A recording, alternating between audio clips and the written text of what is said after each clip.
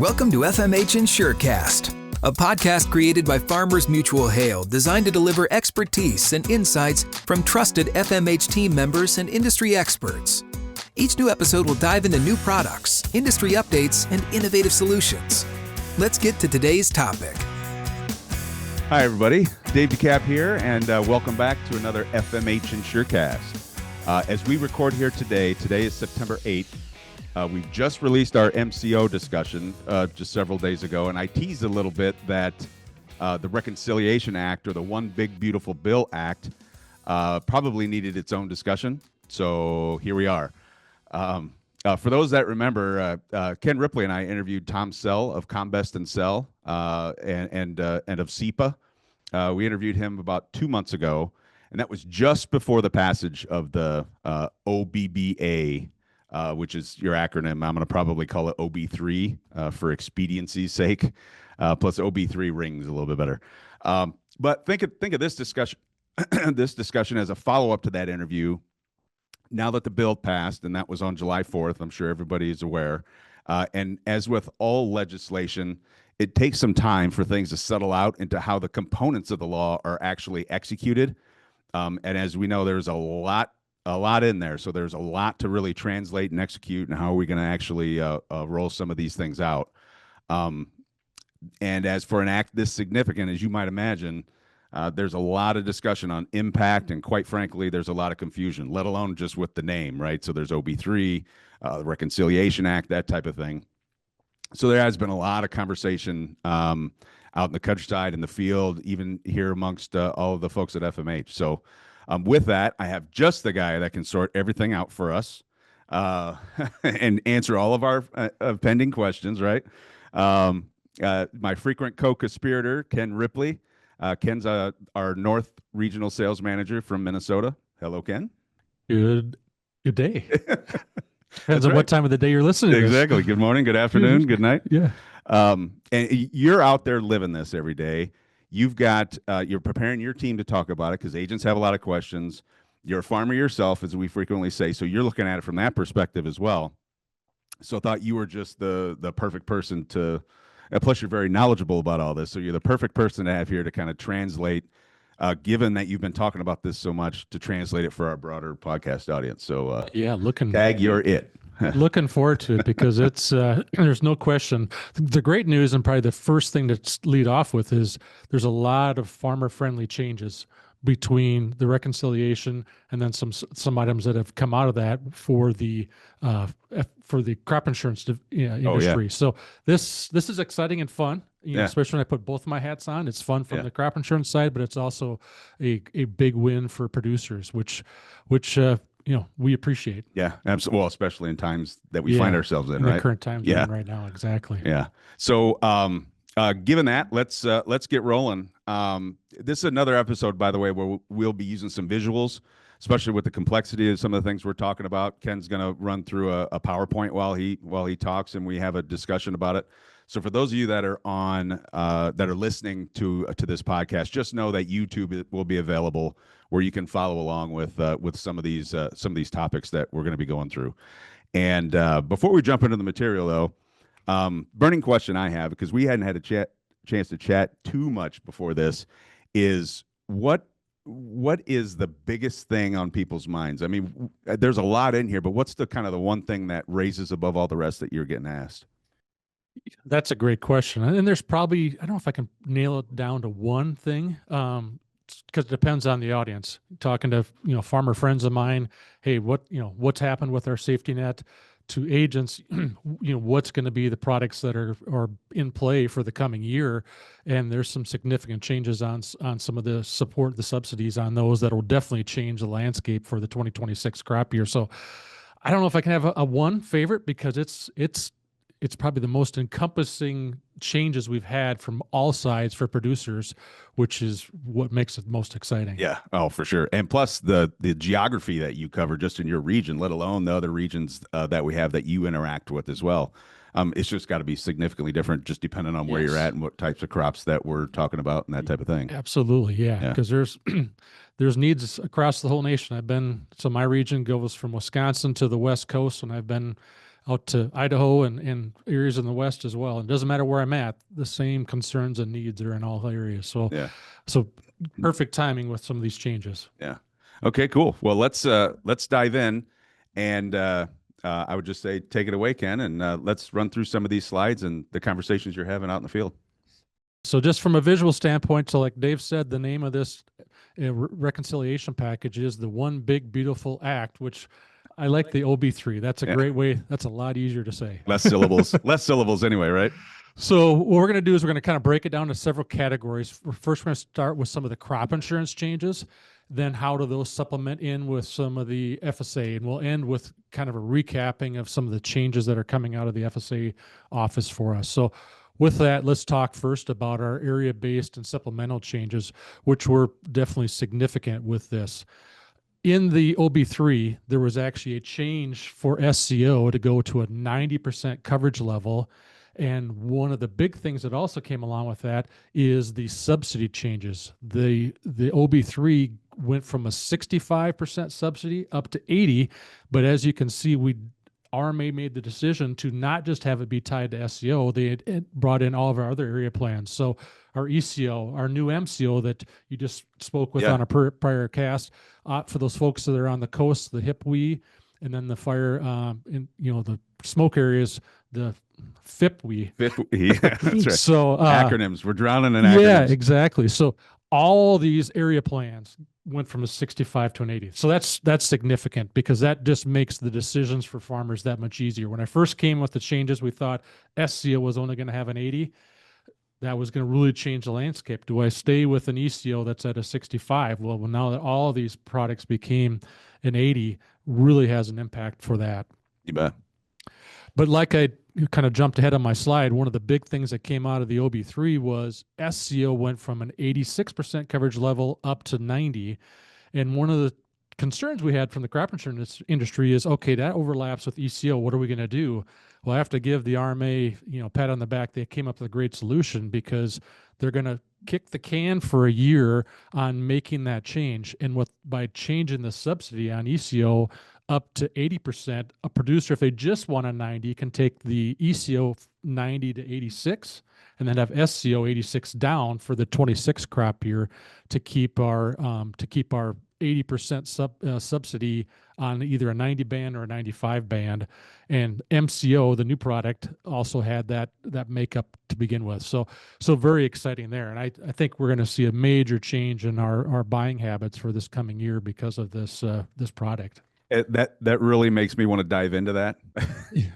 That's not for this podcast. That's for a separate. But that's really causing a lot of conversation out there as far as, holy cow, we've got all these new decisions to make, generally favorable to the farmer, but still it requires a lot of thought and consideration, right? Yeah, there's no question. So for producers that weren't participating in these area plans, you need to definitely ask your agent to do a quote on these, because you need to look at this. You cannot do this type of price protection in the open market, that we have here with the cost savings we have with the 80% subsidy. So going to be a game changer. I know agents are going to be very busy in the next, they're busy now, and they're going to be even busier as we get through to our spring selling seasons as well. But just to give you a quick visual, just kind of show you exactly what I was talking about. So SCO for 2026 is still going to be whatever your multi-peril level is, up to 86. And then if you just want to go to the 90, you can buy an 86 to 90 with ECO, or you can go 86 to 95. You're not limited because all plans have the same subsidy. So it really gives all kinds of flexibility.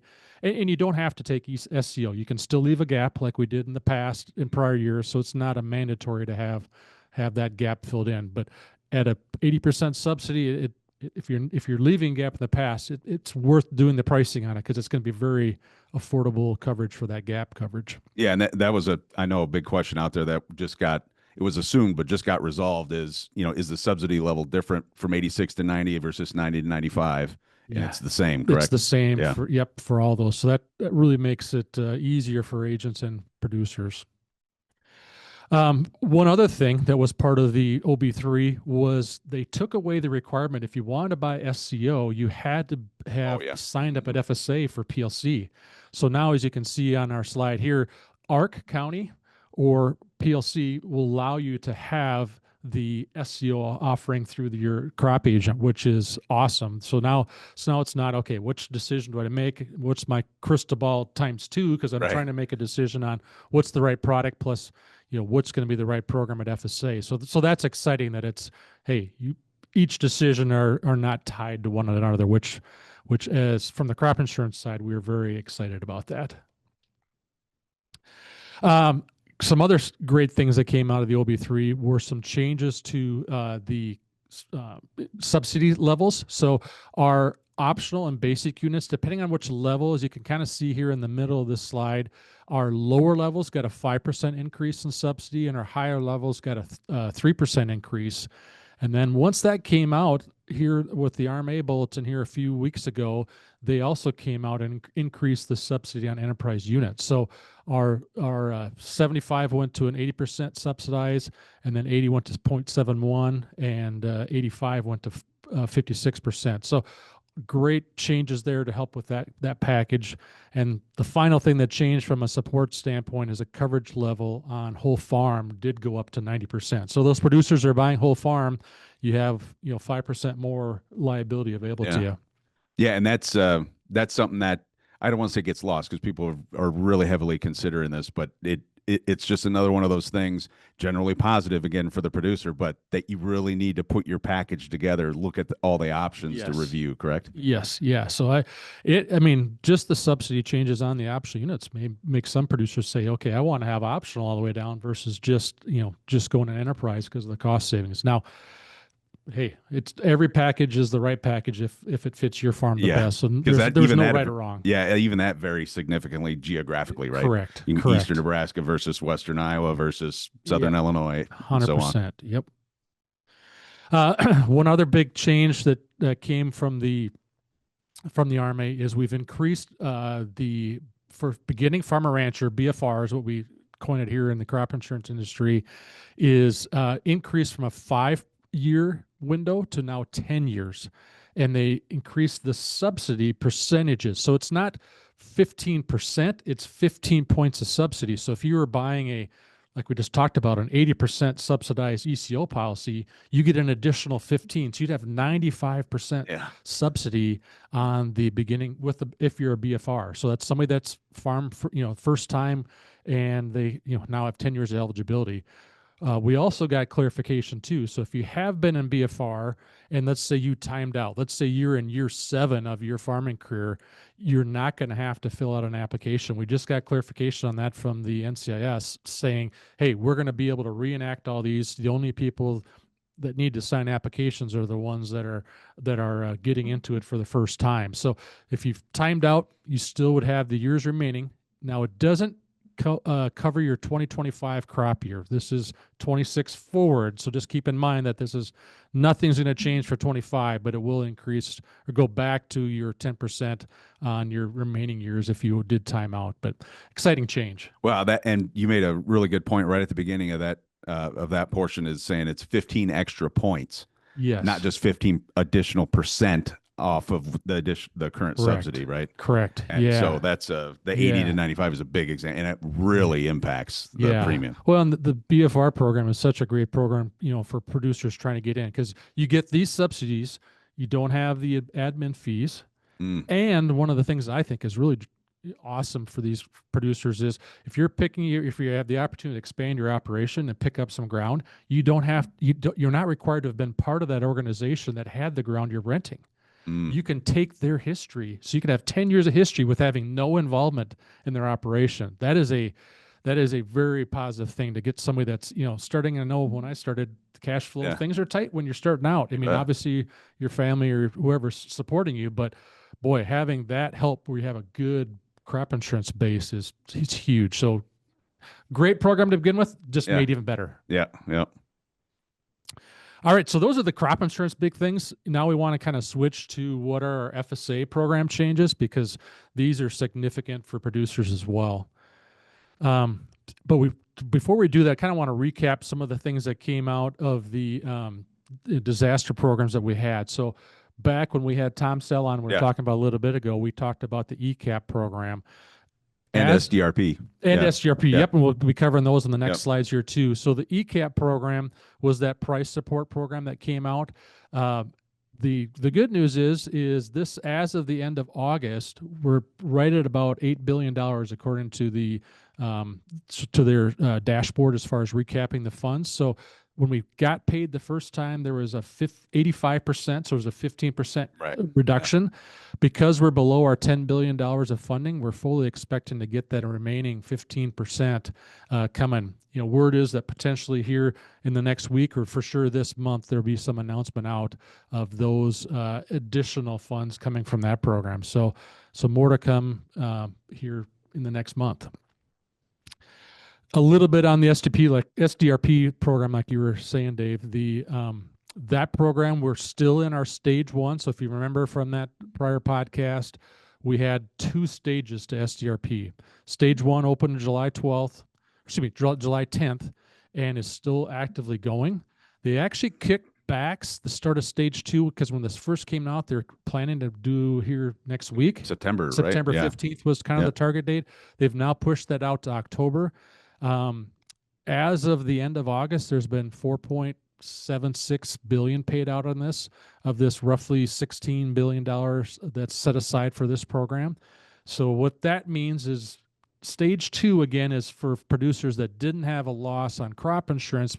So they're going to be more shallow. So, you know, this is Ken Ripley as a farmer speaking. This bodes well that our 35% is what we were capped on for this program. We probably are going to get additional dollars paid out as well, just like we were with the ECAP. So more to come for the agents. Some inside intel that Dave and I got here this week, where there's looking to be, these are going to be pre-filled applications. So you don't hold us to that. Right. But some inside intel is saying that this could be some pre-filled applications. So it's not putting the burden on the agents to help our customers out with what losses we have there. But And that's also something we should know here relatively soon, right? In the next week or so. We're Yeah. by the time we're recording this, there's some meetings going on this week to help kind of shore up some of that plan. But more to come from a pretty reliable source. that this looks like it's going to also be simplified for both growers and for our crop agents.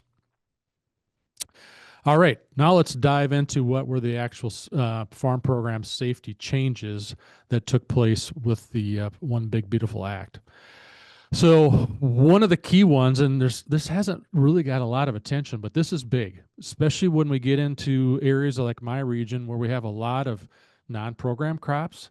This act actually is allowing, as you can see on our slide here, up to 30 million more base acres to be added. That's nationally. So producers, what they're going to do is they're going to look at the last 5 years, what was planted, and compare that to what they had for base. But then then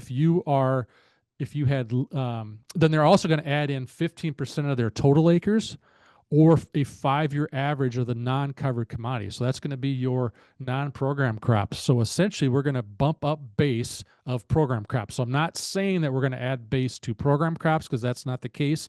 We're basically going to grow the base. So like, say you were like in my case, I have a lot of farms where, let's say it's an 80, I may have 73 acres of base. Essentially, this is going to get me more. You'll never get more base than the actual land area, but it may get you to 100% base for whatever you've been planting the last year. So if you've been heavy corn, you're going to grow your corn base. If you've been a 50-50 mix like I have been, both corn and soybeans will probably get closer to 100% base, which means even better support for these programs. So more to come on this. This one's going to be a really interesting rollout from the FSA office. If you're in areas where you're double cropping, you're going to get to choose which crop you want to have as the election for those 5 years. Now, this is language that I pulled right out of the bill itself, or the act itself. So more to come from FSA and how they actually implement this program. Let me just say, you open this slide up by talking about how this isn't talked about very much. You're absolutely right. I haven't heard, I've read through it, and with all the other things going on, this is maybe flown a little bit under the radar, Yeah. but majorly important and impactful for a lot of producers out there. That 100%. Yeah. super helpful to be aware of. So especially as I cover parts of my region that have a lot of non-programmed crops, I mean, this essentially is going to provide more support onto those programmed crops, so that those non-programmed crops don't feel like they're kind of left in the wings, so to speak. Yeah, right. Yeah, right. But at the end of the day, however this process gets done at FSA, it's always going to be capped at 30 million. So let's say if at the end of the day, the whole nation comes up with 31 million, well, you're going to be prorated back to be within the 30 million as a nation. So we'll all get the same percentage reduction if the increases go over 30 million from the formula that we're showing above. All right, let's dive into the actual programs that everybody's really familiar with, and that's PLC, the first one. So that's our price loss coverage. So the big takeaway from the FSA, or the change to PLC, is our new reference prices. So as you can see on here, and I've just highlighted 3 crops. I'm just going to highlight corn, soybeans, and wheat. All crops had an impact, but these are, obviously our large volume commodities that are out there. Corn, as you can see, the original reference price was $3.70 in the prior bill. The OBBA ended up increasing us to $4.10 on corn, $10 on soybeans, and $6.35 on wheat. Those are very impactful changes. Big changes. The process only had one tweak to it. As you can see down in the slide here, we're going to be now an 88%. Before that was 85%. And now we're not to exceed 113% as far as the math. So why I'm highlighting that is you can see we've got some years kicked out of the equation. What that means is now we're taking out some of those, and we're going to go now to a corn reference price for 2025, actually, of $4.42. Soybeans up to $10.71, and wheat is going to still be capped at the $6.35, which was a huge increase. So that is very positive. It brings that, PLC is a price product only. So if the commodity, the market year prices fall way below that number, this gives us that great underlying support. So if beans fall below 10, for example, anything below that number times your at FSA, your PLC yield is what you're going to get paid times 85% of your base of that crop. But great price safety net. So PLC has gotten significantly more lift with this change than it has in the prior years. Okay, now we'll transition into the ARC County, or the agricultural risk coverage option.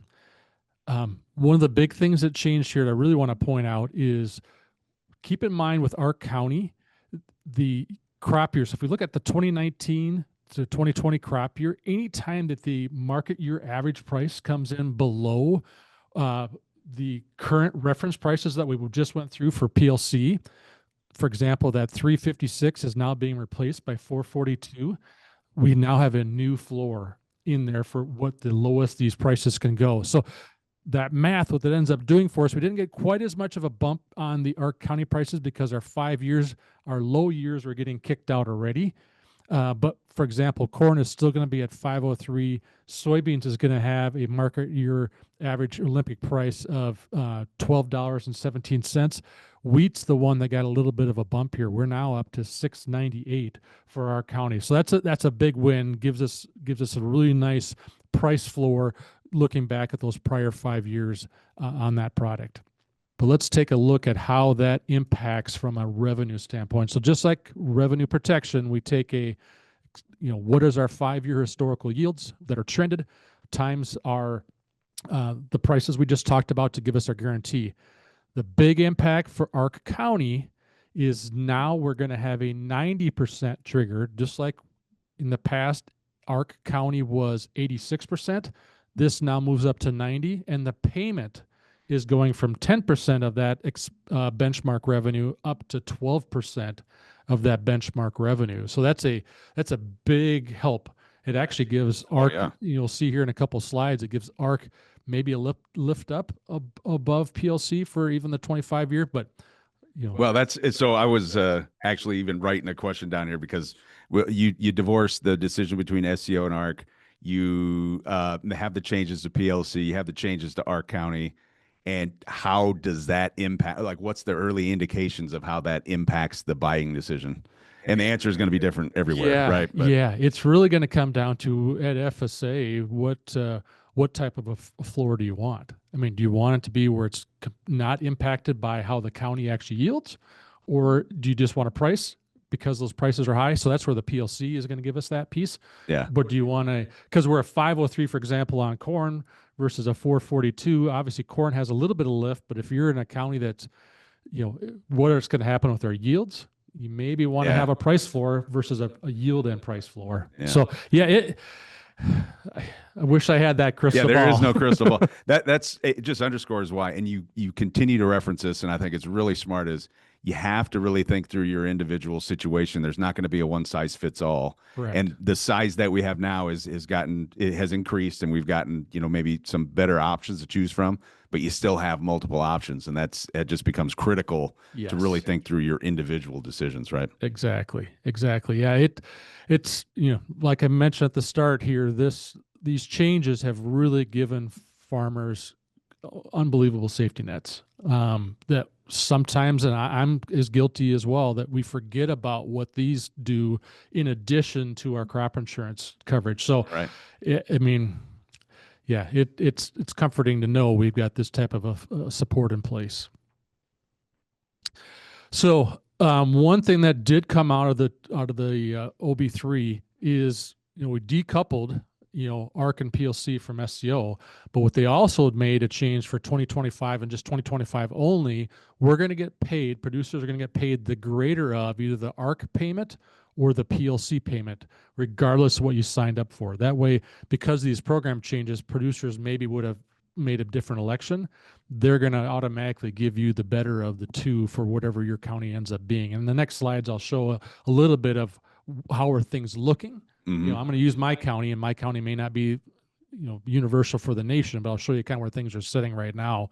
But for 26 and beyond, so this next spring, we are going to have to go in as producers and sign up and make our ARC and PLC election again by commodity, by farm number. So there are still those requirements. Just 25, they're going to say, hey, here it is. So whichever is the best. So if I had a wish list, it would have been, this is the way it is all the time. But unfortunately, we can't be greedy. Right.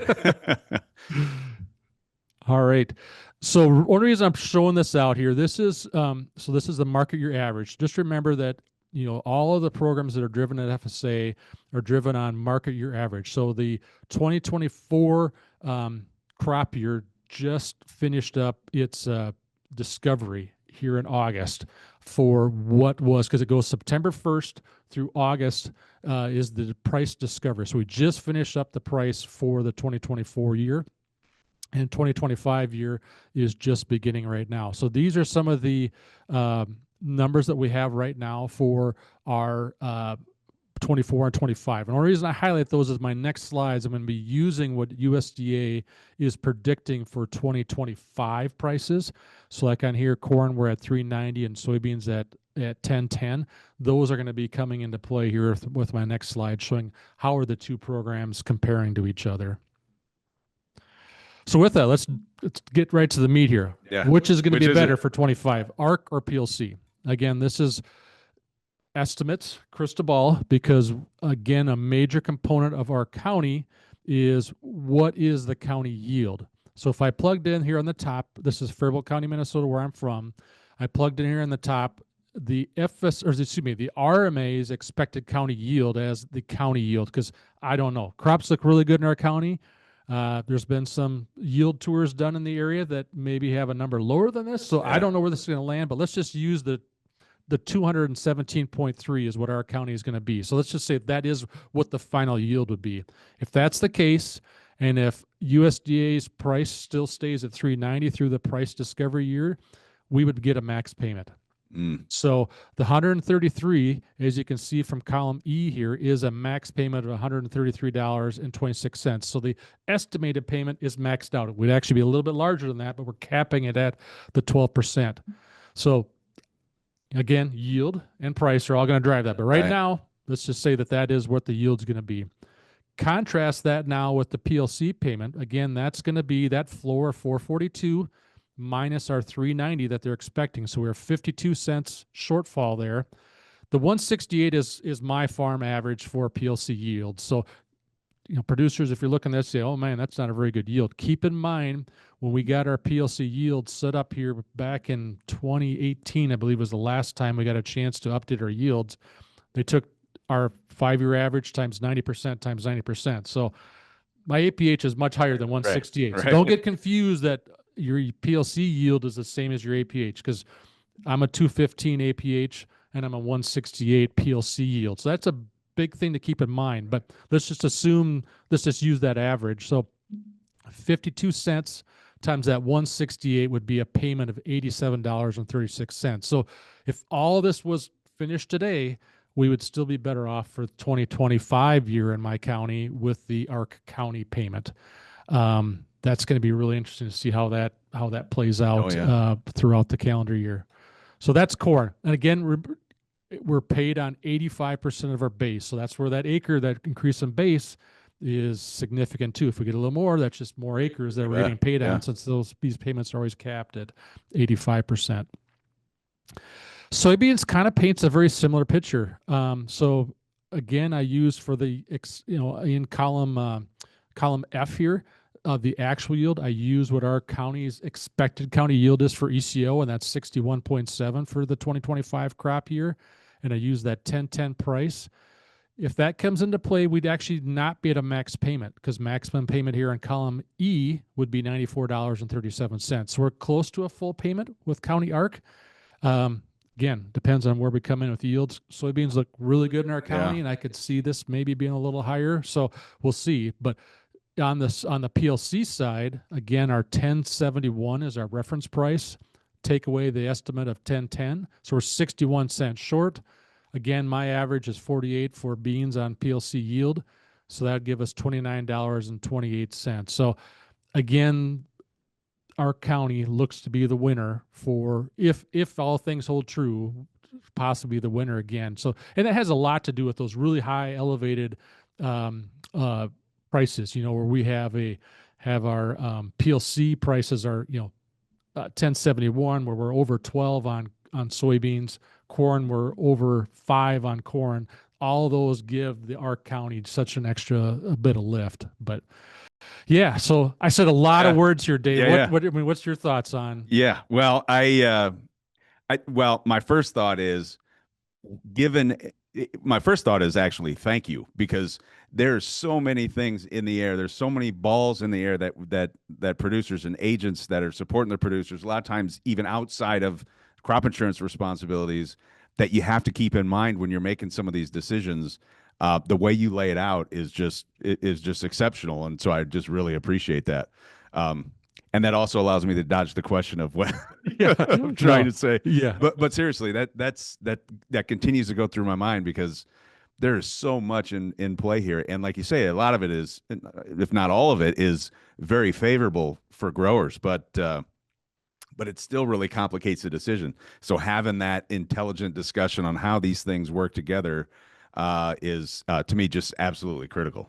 So well, and the good news is, especially for 25, we're going to get paid the greater of. So it's not like we made a bad decision for 25. So the decision, 26, it's really going to come down to what safety nets do you want, because marrying that with the crop insurance decisions, they're both good. There's nothing wrong with either one of these. It's just, are you thinking prices are going to go down?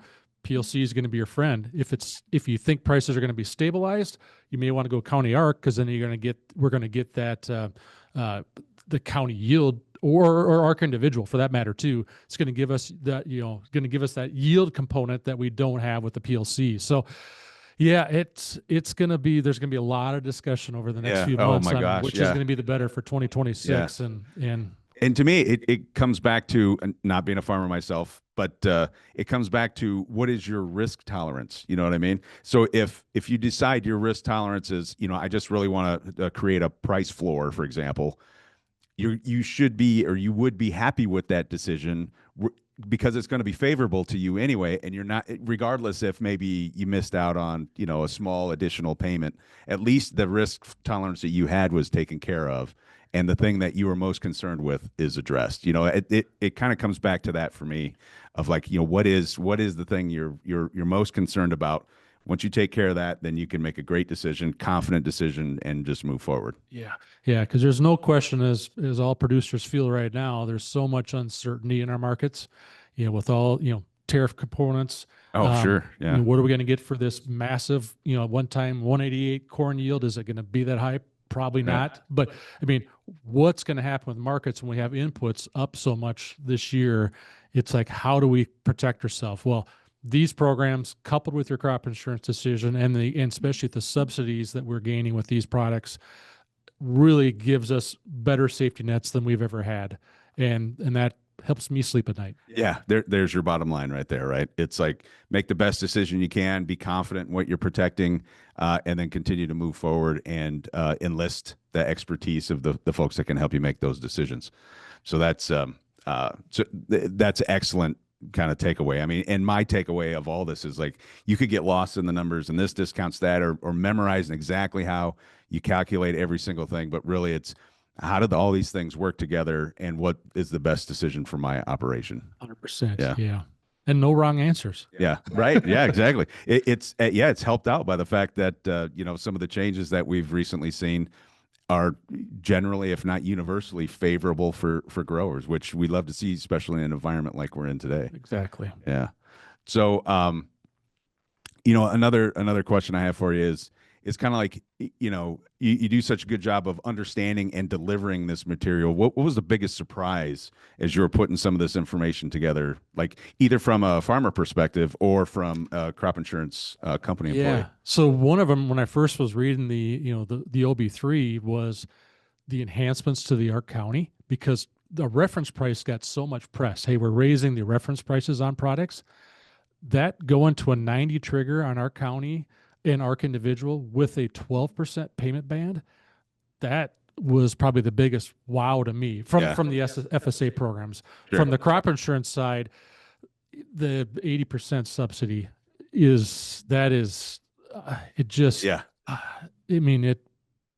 from a producer right now that's looking at his cash flow for the next year, knowing that we're going to be paying less than we did last year for the same products. And I've ran some numbers on my own farm. I mean, with some of these subsidy changes, we could be looking at paying $10 an acre less than last year.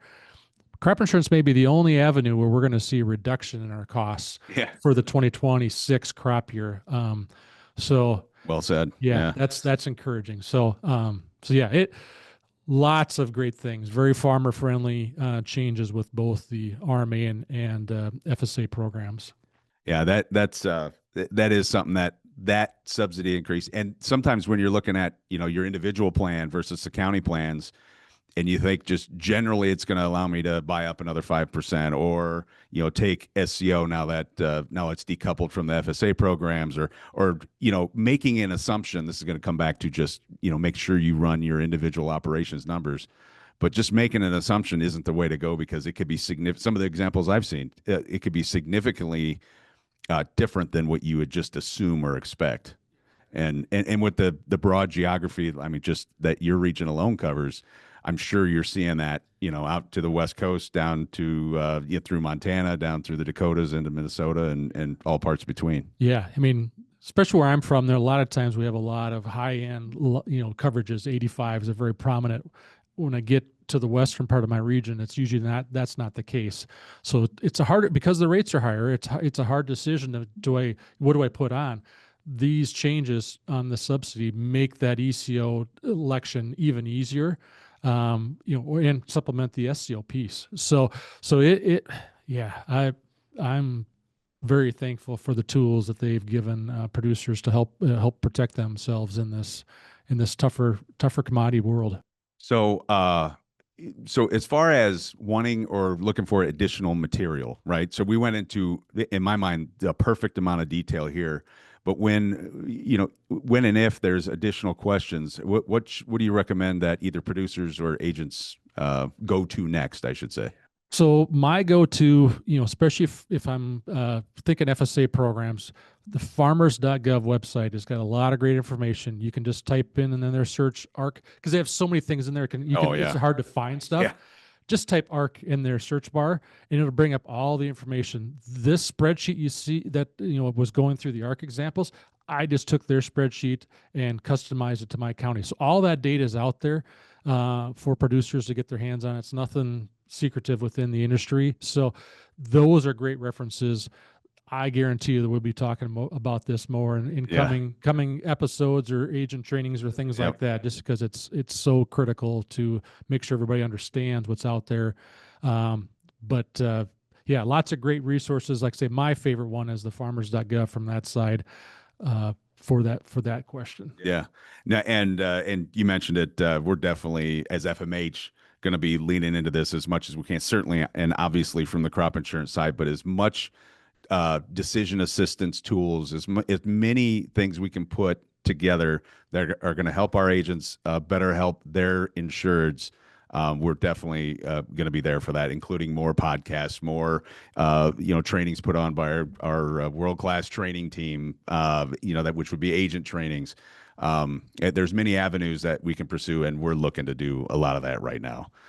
Obviously, the sales team is a wealth of knowledge as well, and can help with that discussion and so on. So we're really trying to take as big a team approach as we can, just given the volume of these topics that we're talking about. So before we close up, any additional comments, Ken? Any thoughts? No, only thing I'll shout out for the producers that are on the call: be safe this harvest. I mean, I know we're getting into. Take your time. September 8th. I know how easy it's go. Take your time. Be safe, because we want everybody back for future years. So thank you. Well said. Thanks, Ken. All right. So that'll do it for this episode of FMH InsureCast. I sincerely want to thank Ken Ripley. Just a fantastic job. Thanks for being a frequent contributor. Thank you. Glad to be here. It's great. It's fantastic. And if all of you out there, if you enjoyed this episode, please make sure you subscribe on the podcast app that you're listening on, or you can subscribe on YouTube as well. And to see all the latest episodes that we've put out there, if there's one you've missed, or if there's one you'd like to go back and rewatch. And I'll just end here by saying thanks, everyone, for listening. Thanks for watching, and we'll see you next time. You've been listening to FMH InsureCast. We appreciate you joining us today and would like to hear from you. If you have questions about today's topic or an idea to share for an upcoming podcast, you can contact us at fmhpodcast@fmh.com. Thanks for listening. This podcast is intended for information purposes only. See policy provisions, terms, and conditions for details.